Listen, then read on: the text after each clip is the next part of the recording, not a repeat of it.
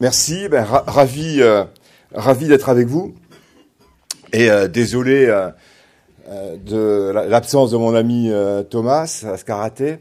Et donc je vous préviens tout de suite, je ne fais pas l'intervention qu'il avait prévu de faire, que j'ignore d'ailleurs sur le fond, puisque lui a connu la commission de l'intérieur, hein, ce qui n'est pas mon cas. Donc ce que je vous propose de voir, c'est de vous livrer un peu mon analyse. Donc c'est mon point de vue. Hein. Alors j'ai plus de mal à me reconnaître dans ce panégyrique que tu as fait, mais oui, j'ai la particularité aujourd'hui d'être complètement indépendant, donc ne dépendre que finalement des gens qui acceptent de m'écouter. Je vais vous dire ma vérité, la façon dont je vois les choses, peut-être de temps en temps un peu dérangeante. Sur la PAC, je suis pas sûr. Mais surtout, je suis incapable de vous dire ce que sera la PAC de 2020. Je suis en train d'ailleurs mon prochain livre va porter là-dessus. Mais c'est surtout ce qui m'intéresse de comprendre, c'est quelles sont les forces qui sont à l'œuvre aujourd'hui et quelles sont les forces qui sont à l'œuvre et vers quoi ça pourrait orienter l'évolution de la politique publique européenne. Et je préfère parler aujourd'hui de politique publique européenne en matière agricole que de politique agricole commune, puisqu'on ne sait plus vraiment où on en est de ce point de vue-là pour l'avenir. D'où vient la question que je me pose fondamentalement, c'est est-ce qu'on a les conditions aujourd'hui d'une véritable réforme de la PAC? Est-ce qu'on a l'impression que des réformes, il y en a tous les 4 ou 5 ans? En fait, c'est pas vrai, de mon point de vue. Des grandes réformes, des vraies réformes, il y en a eu très peu. Mais elles ont mis très longtemps et par étapes. Ce qui fait que d'ailleurs, depuis 15 ans, on a l'impression qu'elles se réforment en permanence. Mais il y a des grands virages, si on préfère. Et je crois que les grands virages, ils sont conditionnés par 3 choses. L'environnement mondial, le contexte interne à l'Union européenne, laquelle l'Union a changé de configuration géographique, et le troisième élément, c'est l'état institutionnel de l'Union. Je crois que c'est ces 3 éléments-là, plus en ce qui concerne de la France, mais chaque État, c'est l'état politique de la France. Et donc le rôle qu'elle a, plus ou moins fort, dans chaque réforme. Et voilà, que se passe-t-il de ce point de vue-là? Si on prend 1962, la création de la PAC, hein, qui avait été commencée en 58, qui a été créée en 62, on était dans un contexte où l'enjeu, c'était de produire davantage pour notre souveraineté alimentaire à 6. Et donc, la politique qui a été mise en place était une politique de protection absolue, puisqu'on sait quand on veut augmenter les volumes au niveau des agriculteurs, il faut les protéger. Donc, de sécurité absolue des producteurs. C'était ça, doté au plan extérieur. On était 10 ans ou 15 ans après la fin de la guerre, d'une ambition européenne qui transcendait tout, en fait. J'ai relu dans le cadre de mon livre un petit peu les textes de Streza, la conférence initiatique de la PAC. Il y avait vraiment une volonté commune, c'est-à-dire que la force d'aller ensemble était supérieure à tous les inconvénients de ce que l'on pouvait connaître pour arrêter les politiques nationales qui étaient très divergentes. Ils ont stoppé les politiques nationales qui étaient très divergentes. Ça a pris 10 ans.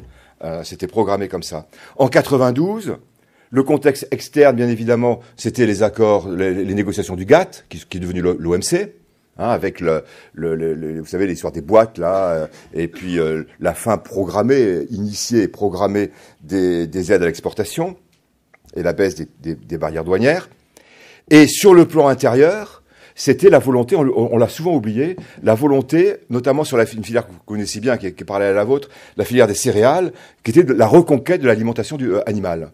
Nous avions perdu le marché de l'alimentation animale par les cordes Glutenfeld, les PSC, etc. C'était ça aussi l'ambition interne. Hein. Et donc, le moyen qui a été choisi, c'est de faire baisser les prix intérieurs. Donc, il y avait une volonté qui était claire. Le moyen était de faire baisser les prix intérieurs et de les remplacer par des aides directes. Et ça a pris 10 ou 15 ans, en commençant par les céréales en 92 et en terminant par le lait en 2002 ou 2003. Donc, voilà. Et donc, aujourd'hui, où on en est, quoi. Est-ce que ces conditions internes et externes sont remplies?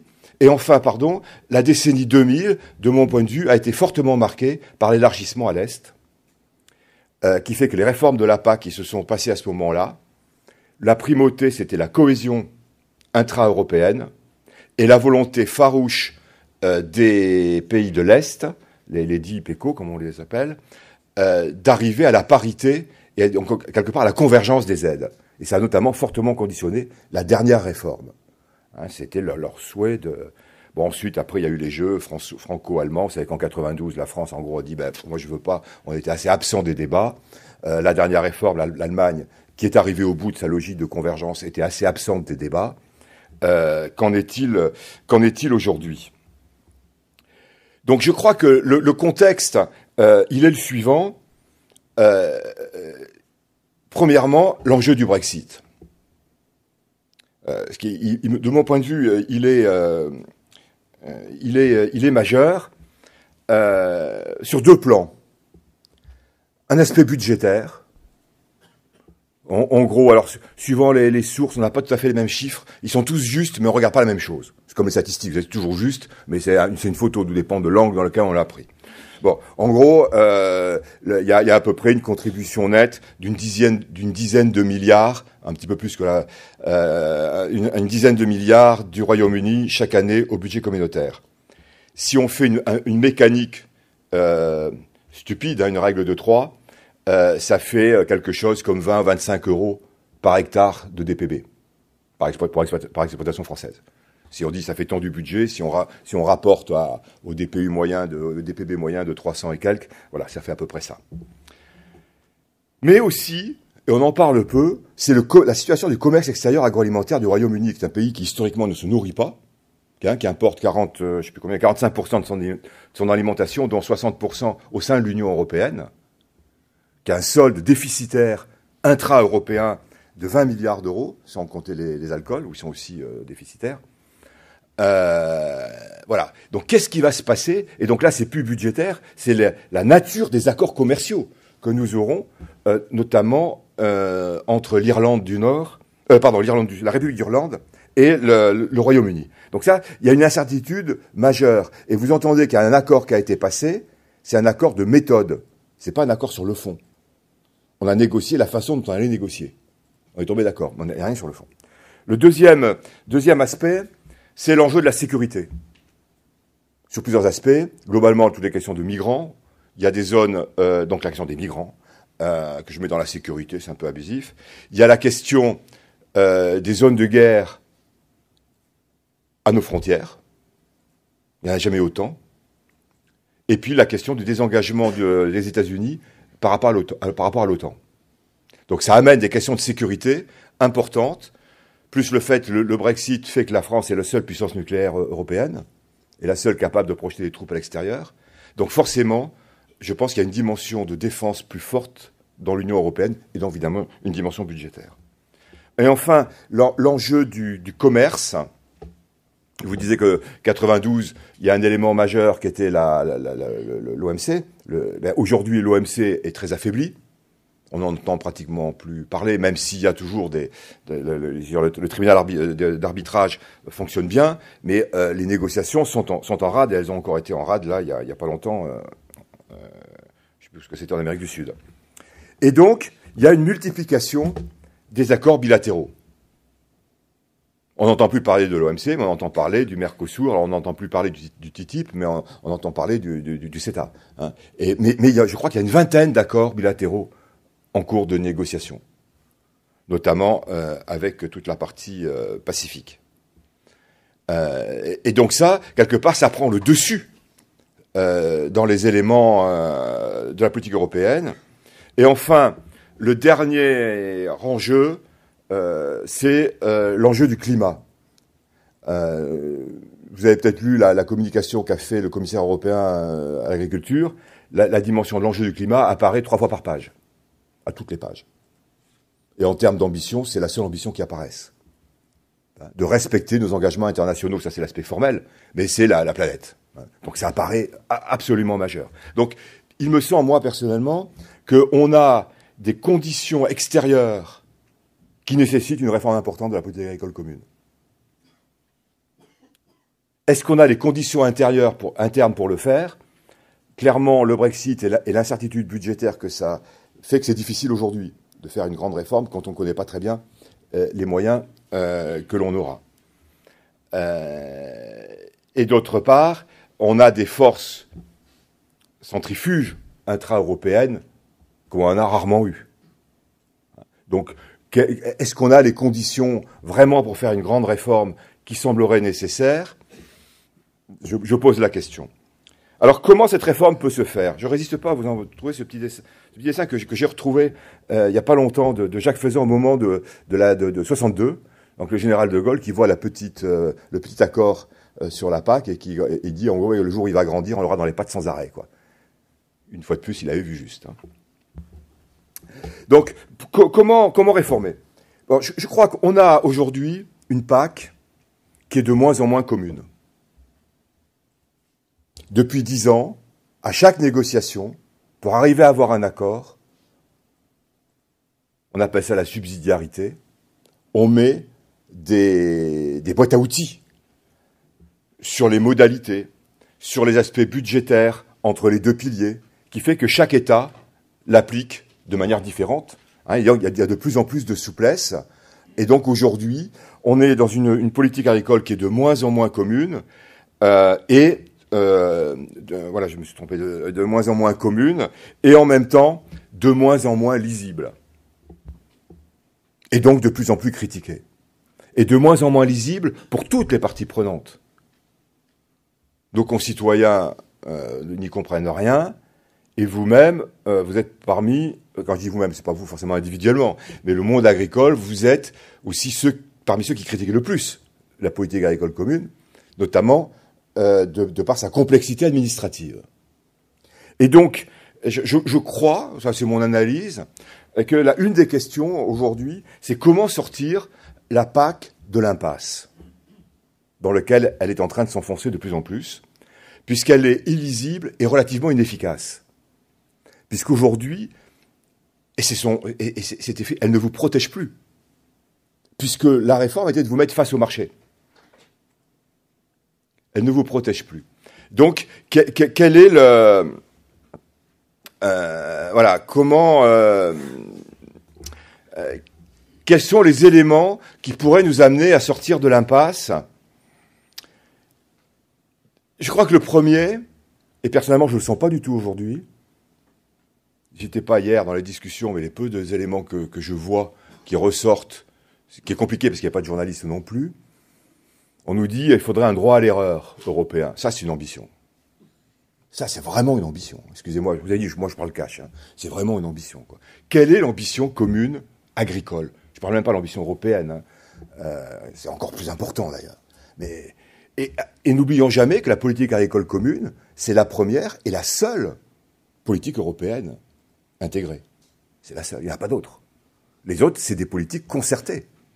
C'est des coordinations de politique, mais il n'y a pas de politique. Voilà. Quelle ambition commune? Alors, donc là, je mets une interrogation. Moi, je ne la vois pas. Si ce n'est ce qui semble se dessiner dans la communication du commissaire, et c'est pas neutre, c'est cette dimension d'adaptation au changement climatique, qui est une réelle ambition, pour le coup. Ça vous fait pas forcément plaisir, quoique avec la luzerne aussi, vous vous y retrouvez, mais c'est une réelle ambition. Et puis il y a l'ambition alimentaire, mais qui apparaît dans le titre, qui n'apparaît pas du tout dans le contenu. Alors, si on passe en revue quelques éléments, il y a le dilemme du budget. Comment sortir du dilemme du budget? Ça, on va en entendre parler pendant 3 ou 4 ans. Là, j'ai mis la question, mais je vais le modifier, le dilemme du budget. Il y a une baisse du budget de par la contribution nette du Royaume-Uni qui s'en va, et il y a des besoins autres qui apparaissent et qui sont budgétivores, et qui sont d'une importance stratégique majeure. Comment on fait? La première voie, et je voyais ce matin qu'il y a eu une communication hier du commissaire au budget là-dessus, c'est une augmentation des contributions. Vous savez qu'en gros, le budget européen, c'est 1% du PIB, que chaque État contribue. Voilà, donc il y a l'idée, est-ce qu'on augmente le budget? Les États, ils sont pas trop favorables. La deuxième, pas le budget, les contributions. Le deuxième élément, c'est est-ce qu'on crée des ressources propres? Fiscalité européenne, quelque part. Taxes sur les transactions financières, des éléments sur l'environnement, enfin qu'on trouve des ressources propres. Les États n'y sont pas favorables non plus, parce que bien évidemment, c'est une perte de souveraineté nationale, quelque part. Hein, quand on tient la bourse, au final, on tient quand même... voilà. Donc là c'est quand même une vraie question qui va arriver. Mais si on a une véritable ambition européenne, ça passe vraisemblablement, ça revient depuis 20 ans, on entend parler, hein, ça, de ressources propres. La deuxième voie, c'est bien sûr de baisser le budget, et notamment le budget européen, et soit de le baisser tel quel, soit de se rapprocher des États par rapport à un cofinancement. Vous savez que c'est le cap sur le deuxième pilier, il pourrait être augmenté. Il y a des questions aussi sur le premier pilier. Même si hier, il a été clairement dit que non, je vous dirai ce que j'en pense. Un petit peu plus tard. Moi, il me semble que la question du budget est une question importante, mais n'est pas la question centrale. Le budget, c'est un moyen. Je crois que le pire, par contre, serait de baisser le budget et de garder la même politique, de garder les mêmes instruments. L'ambition, les instruments, les moyens. Par contre, s'il y a une baisse du budget et qu'on met en place d'autres instruments, c'est pas forcément idiot. Et on le sent bien dans les États généraux français, dont on voit bien quand même l'articulation maintenant apparaît plus clairement. Il y a quand même cette idée derrière de faire payer moins le contribuable et davantage le consommateur. C'est toujours dans nos poches, hein, mais c'est pas de la même manière. On sent bien ça monter. Donc en soi, c'est pas forcément une catastrophe. La profession agricole a suffisamment crié contre les aides, des prix, comment c'est les slogans là, je ne sais plus de quel syndicat, hein, des prix pas des aides. Hein. Là, c'est peut-être ça. Hein. Les soutiens directs dans un budget contraint, je crois qu'il faut être réaliste. Quelle que soit la configuration, ils vont baisser. D'autant que je crois qu'il y a la moitié des fermes en Europe qui font moins de 10 000 euros de chiffre d'affaires. Il faut avoir une vision européenne là-dessus.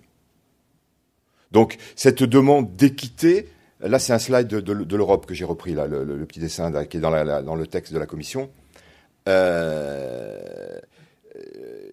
y a ces questions-là. Vous savez que bon, les aides sont sur les surfaces, donc ça fait un déséquilibre quand on ramène aux personnes. Après, c'est une question de choix. Et donc, il y a des pistes hein, qui sont les mêmes, hein, qui reviennent à chaque réforme. Hein. Vous savez que la Commission, ce qu'elle n'a pas passé à une réforme, elle essaie de le passer à la suivante. Donc, l'idée de plafonner, l'idée d'une dégressivité et l'idée d'un paiement redistributif, un vrai paiement, pas celui qu'on a mis en place, mais un vrai paiement redistributif. La gestion des risques, on en entend beaucoup parler. La PAC donc, ne vous protège plus puisqu'elle ne gère plus les marchés, la puissance publique ne gère plus les marchés. Et le commissaire a clairement dit dans sa proposition et de ce que l'on m'a rapporté dans sa communication orale, il a réinsisté énormément là-dessus. Pour lui, il est hors de question de revenir à des outils de gestion de marché. Il a un terme ambigu, mais c'est ça que ça veut dire quand il dit... enfin, en gros, c'est la primauté au marché. C'est clair. Par contre, c'est pas forcément... quand on regarde depuis qu'il y a ça, bien sûr, vous avez des variabilités extrêmement importantes, mais en moyenne, pour ceux qui ont su s'adapter et qui sont toujours là, la situation est meilleure, en moyenne. C'est un peu la partie qu'on avait tout à l'heure tous les deux. Mais il y a des variations énormes, donc on ne gère plus de la même manière. Et la gestion des risques, à mon avis, c'est central, parce que ça doit vous permettre... Il faut adapter les outils pour vous permettre, vous, chef d'entreprise, d'adapter vos entreprises à la variation.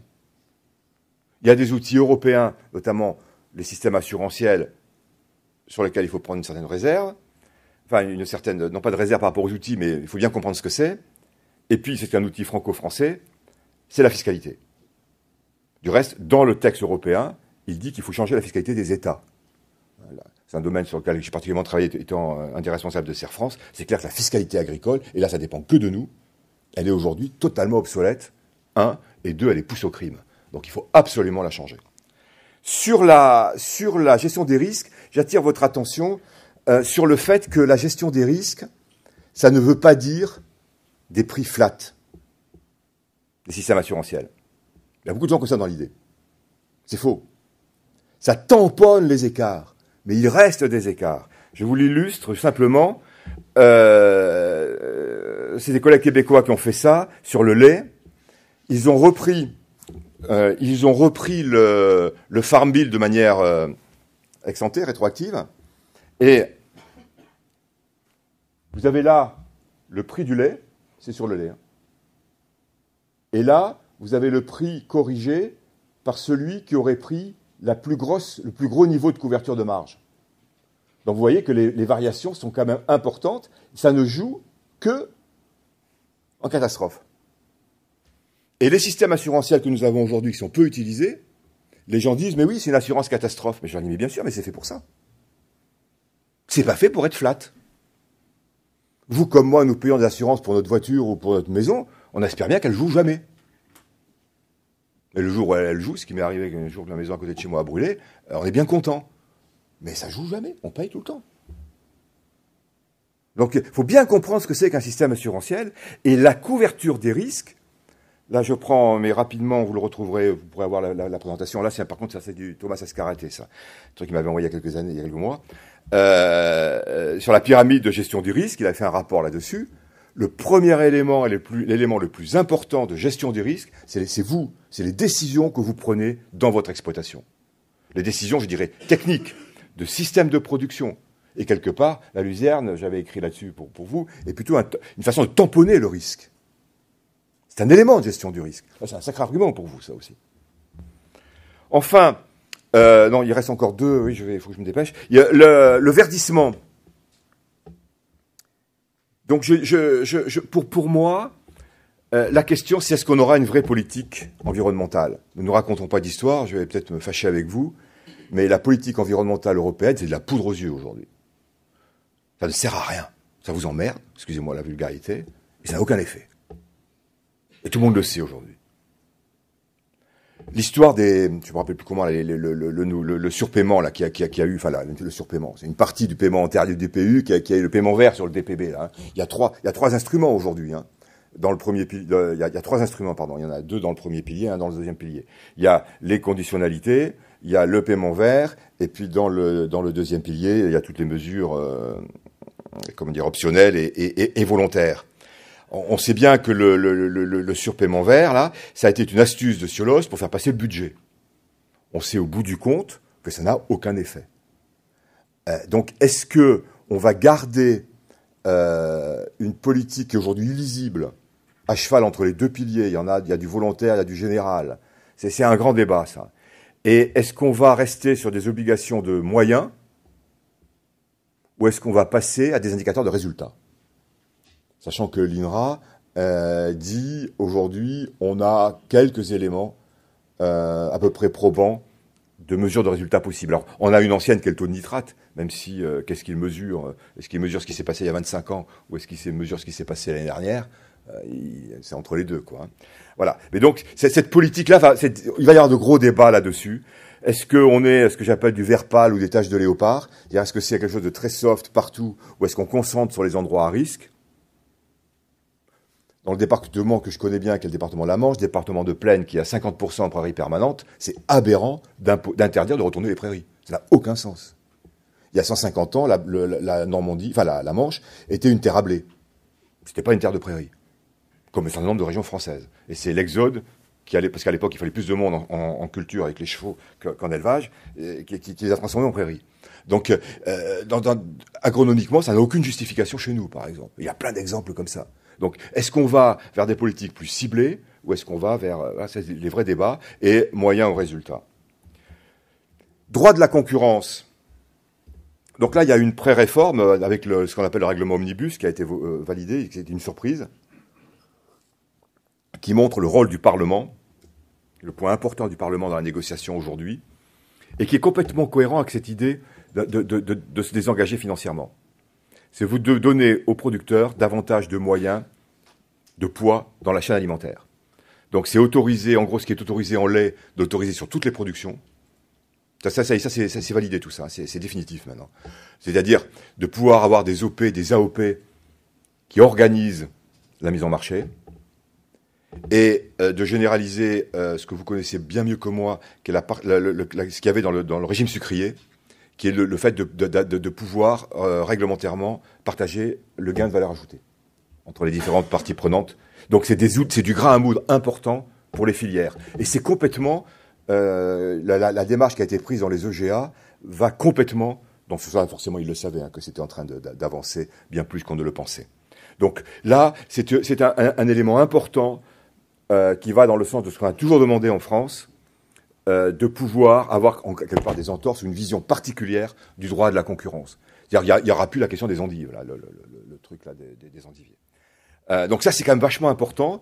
À mon avis, il faut s'en féliciter, mais je crois qu'il faut bien comprendre ce que ça veut dire. C'est que ça va dans le sens davantage de responsabilité, faire payer quelque part au bout du compte le consommateur si la filière est bien cohérente, et c'est nécessaire par rapport à des engagements budgétaires. Sur les marchés, je vous en ai parlé tout à l'heure. À mon avis, le débat qu'on doit avoir sur les marchés, c'est quand même d'avoir un minimum d'outils de gestion de crise. Je crois qu'il ne faut pas se battre sur les outils de gestion de marché. Il ne faut pas faire croire aux gens qu'on va réguler. Par contre, garder quelques éléments vraiment en situation de crise. Et enfin, on n'en parle pas, mais ça apparaît à plusieurs reprises dans la note du commissaire. Et quand je suis allé à Bruxelles, là, j'ai fait quelques entretiens en tête-à-tête avec des responsables dans le cadre de mon bouquin. C'est revenu plusieurs fois, l'idée d'investir davantage dans la matière grise et dans l'immatériel. R&D, formation, accompagnement. Les quelques outils existants, la France ne les utilise pas. Parce qu'on n'a pas voulu arbitrer de fonds, des aides directes sur ces... Mais là, ça apparaît clairement. Et ça me paraît, alors non pas que je viens du monde du conseil, parce que je viens du monde du conseil, mais ça me paraît un élément important d'accompagnement de l'agriculture, sachant que ce n'est pas les aides qui font le conseil, mais de travailler là-dessus. Et quand on voit la diversité croissante des performances d'exploitation française, on a un réel problème d'innovation, de formation et d'accompagnement conseil. On a une inefficacité de notre système de conseil qui apparaît de plus en plus marquée. Alors le commissaire, de quoi il a parlé? Du climat, du budget, de la primauté au marché et de la simplification. Et qu'est-ce qu'il répond? Pas d'intervention. C'est pas le mot qu'il utilise puisqu'il le conteste, mais moi je le maintiens, renationalisation. C'est-à-dire il dit aux États, nous l'Europe, ce que je propose, c'est qu'on fixe des caps. Et vous voyez comment vous faites. Vous élaborez une stratégie et nous, on la valide. Et la stratégie, c'est les moyens, les contrôles et les sanctions. Donc, qui seront, si on va au bout, différentes d'un pays à l'autre. Ce qui fait, entre parenthèses, je vous parle comme je le crois, c'est qu'au bout du compte, cette histoire de cofinancement ou non du premier pilier, de mon point de vue, je sais qu'on en a beaucoup débattu hier, ça n'a aucune importance. Parce que de toute façon, c'est le sens de l'histoire. Enfin, si on va dans ce sens-là, il n'y aura sans doute pas de cofinancement du premier pilier, mais tout le monde le demandera au bout de 2 ou 3 ans. C'est complètement cohérent, il faut aller dans la cohérence. Si on va donner les moyens, la liberté à chaque État, ils demanderont la liberté d'adapter les financements. Voilà, donc ça ne sert à rien de se battre d'entrée de jeu là-dessus. Si on accepte ce mouvement, ce que le président de la République française a fait plus qu'accepter, parce qu'à mon avis, il en est un des promoteurs. Par contre, il me semble que cette politique-là conduit à un renforcement très fort de la dimension environnementale. Parce que dès lors que l'Union européenne ne pilote plus de budget, ne pilote plus les instruments d'accompagnement, elle a toute la liberté pour piloter l'environnement qui, lui, se règle par des normes. Par des normes et des objectifs, on ne règle pas le commerce. Vous savez bien mieux que moi. Par contre, sur l'environnement, on peut le régler. Donc je crois que c'est ça. Et donc, au bout du compte, il me semble que la vraie question, c'est peut-être, est-ce que le A de demain voudra dire alimentaire, de Pâques? Mais encore plus, est-ce que le C restera commun ou est-ce qu'il va être coordonné ou concerté? Je ne dis pas cacophonique, mais je crois que le vrai débat, il est là. Mais c'est pas forcément une mauvaise chose. Il faut sortir de l'impasse. On peut pas continuer dans le chemin dans lequel on est. Et donc là, on a, contrairement à ce qui s'est passé lors de la dernière réforme, personne dit qu'il faut arrêter la PAC. Le débat, il n'est pas là. Rappelez-vous, il y a eu ces débats. Il y a des débats sur des nouvelles moyens, des nouveaux outils, notamment ces coopérations entre les acteurs d'une filière. J'ai la faiblesse de penser que la France et l'Allemagne sont d'accord, les chefs d'État, c'est volontairement que j'ai mis cette photo, sont d'accord sur cette orientation.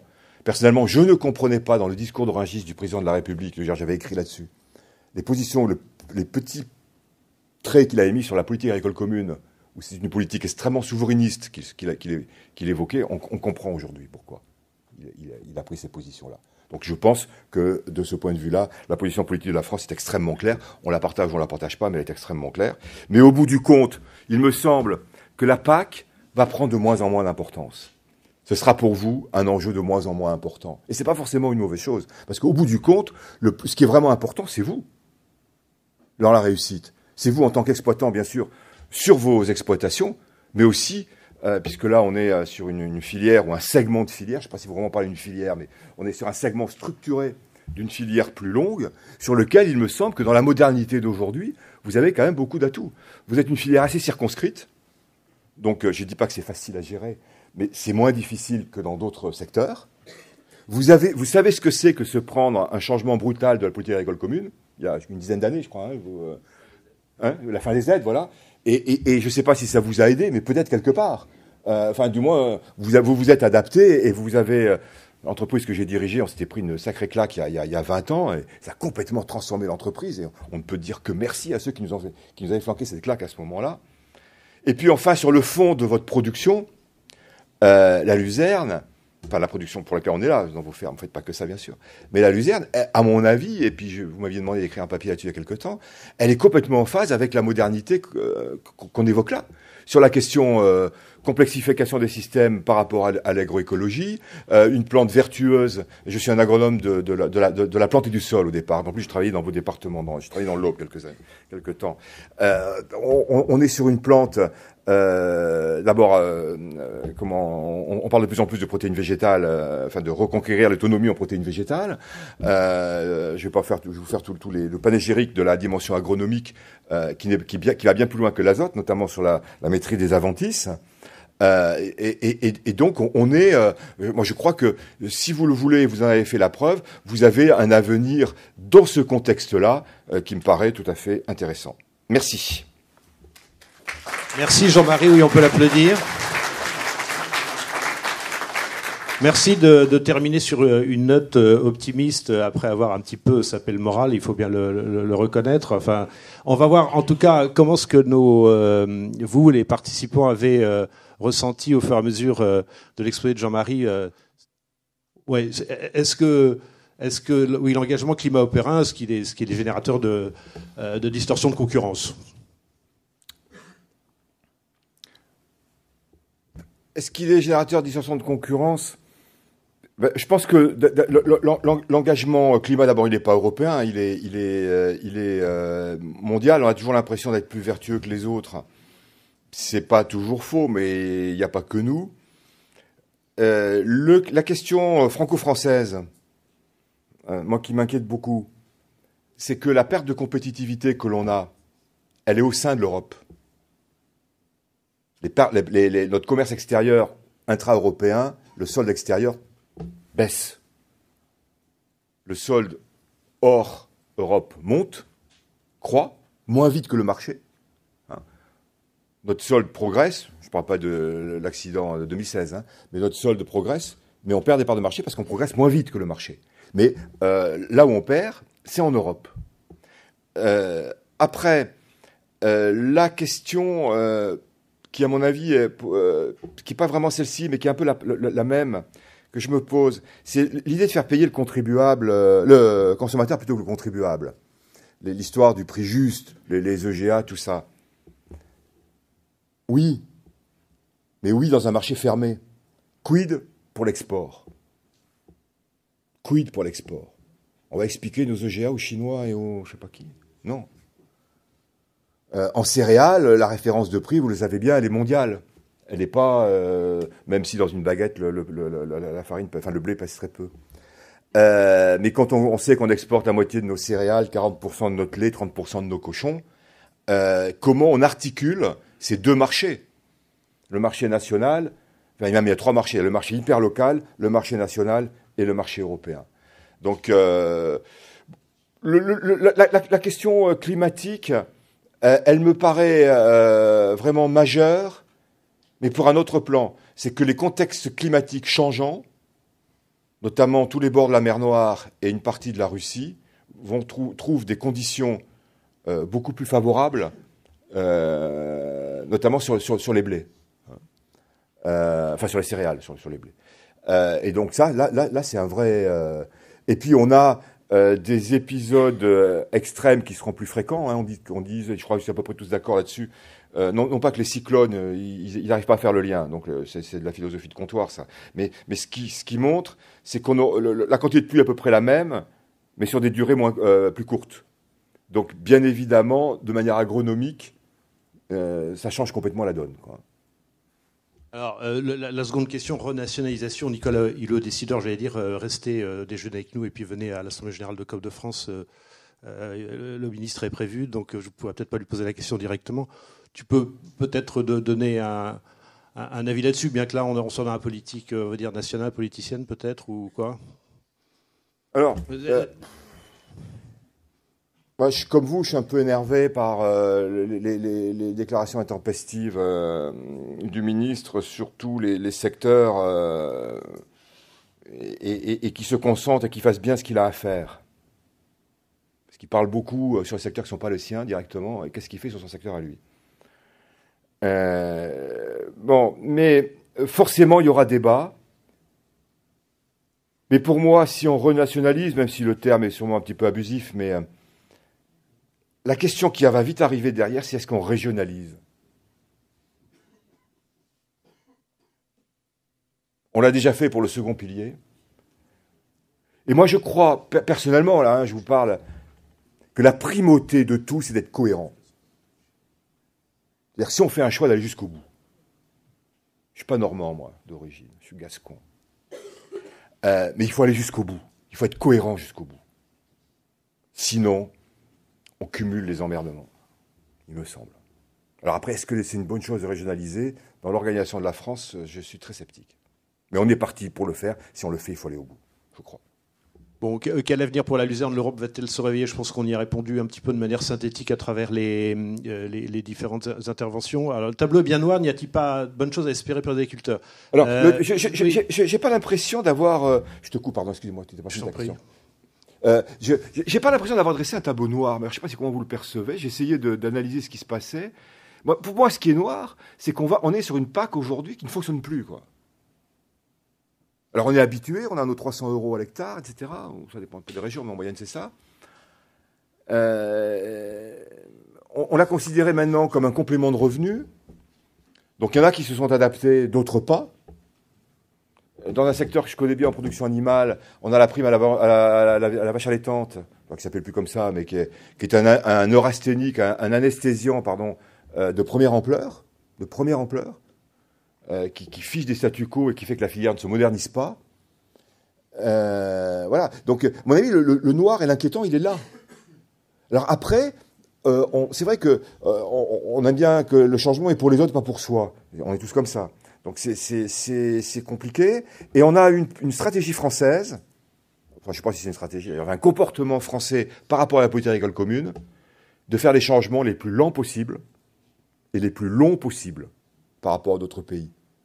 On a toujours gardé des statuts antérieurs plus longtemps. La convergence des aides, les Allemands l'ont fini. Nous, on en est loin. C'est nous qui avons recouplé le plus au niveau de tous les pays européens. On a gardé, on a tendance à peu bouger et à défendre ce qu'on a combattu la veille.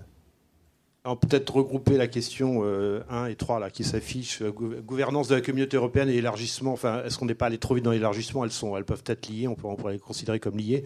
Est-ce que le fait qu'on soit nombreux, est-ce que le fait que les instruments de gouvernance sont ce qu'ils sont, explique un petit peu ce que tu as expliqué là pendant 20-25 minutes, ce relatif désengagement, on va dire? C'est sûr que à partir du moment, alors j'ai un avis comme citoyen, comme chacun d'entre nous, sur l'élargissement, sur la grande Europe, etc. Mais à partir du moment où on est allé vers là, c'est clair que la politique agricole commune, qui initialement a été construite à 6, donc dans les 6, il y avait 4 pays agricoles de grande taille et un tout petit et un la Belgique, qui est un beau pays agricole, pas de très grande taille géographique. Quand on est parti de là et qu'aujourd'hui on veut avoir en gros la même politique, où on est 27 avec des pays qui ont, je parle à la Roumanie par exemple, que je ne connais pas si ce n'est de manière littéraire, je connais d'autres pays de l'Est mais pas celui-ci, mais la Roumanie où on a des très très très très grandes fermes, mais on a en même temps 80 et quelques % des fermes qui font moins de 10 000 euros de chiffre d'affaires. C'est difficile d'avoir la même politique. Et donc en ce sens, le sens de se rapprocher. Et au bout du compte, la vraie question, c'est est-ce qu'il faut une politique agricole commune aujourd'hui, quoi ? Si ce n'est que c'est le ciment et c'est la seule politique. Est-ce qu'il ne faudrait pas mieux une politique de défense européenne, une vraie politique de défense européenne, et une vraie politique extérieure européenne, et pas de politique sectorielle technique ? Là, on est hors, j'allais dire en dehors du débat. On est dans le fond, mais on est hors de la question agricole. Voilà, donc ça se termine par... c'est très iconoclaste, finalement. Oui, vraiment. C'est-à-dire que là, tu termines en disant, finalement... Parce que la politique de défense, c'était quand même la tentative première de l'Union européenne, la communauté européenne de défense. Et c'est la France qui avait voté contre. Et ce serait un sentiment qui serait répandu au Parlement européen en ce moment, ça ? J'ai un peu l'impression que c'est quelque chose, notamment de par notre président, qui pousse. Ok. Revenons sur Terre, et puis on va peut-être en finir avec cette troisième question-là qui s'affiche. Quel avenir pour les zones intermédiaires ? Alors effectivement, c'est une vraie question pour les non-agriculteurs, peut-être pas, mais pour les agriculteurs ici. Faible rendement et grande surface. Alors, pour les zones intermédiaires, j'aime pas ce terme, mais il n'y en a pas vraiment d'autres. J'interviens beaucoup, et puis je circule beaucoup en France. Je pense qu'on est allé trop loin dans la simplification des systèmes. Plusieurs fois, on m'a posé la question, mais j'ai dit, attendez, vous faites colza, blé, orge ou tournesol, blé, orge, avec des potentiels équivalents blé à 60 quintaux. Aujourd'hui, il faut que vous ayez des systèmes plus complets, plus larges. Il faut que vous vous reposiez la question de l'élevage. Il y a des zones où on a trop végétalisé, ça me paraît évident. Donc, mon premier métier, c'est l'agronomie climat-sol-plante. On a trop... et d'autre part, moi, je crois que le métier d'agriculteur est un métier passionnant, mais de plus en plus compliqué, qui fait appel à des compétences de plus en plus diverses, et qu'une des voies, c'est de travailler à plusieurs. Pas forcément en groupe, en une seule entreprise, mais de passer des alliances, et notamment de monter des ateliers d'élevage à plusieurs. En restant chacun sur son entreprise. Je sais qu'il y a dans l'Aube, là, Christian Rousseau me disait qu'il y avait quelques débuts. Ça me paraît vraiment la voie. Alors évidemment, j'interviens bientôt dans le sud-ouest. Il n'y a pas de gens du sud-ouest par exemple. Il y a de la luzerne dans le sud-ouest après ça. Mais il n'y a rien de plus simple et de plus rentable aujourd'hui que du maïs sur maïs, quand on peut le faire. Et c'est pas compliqué. On n'est pas abruti de travail toute l'année. Mais aujourd'hui, il va falloir penser à autre chose, quoi. C'est pas facile.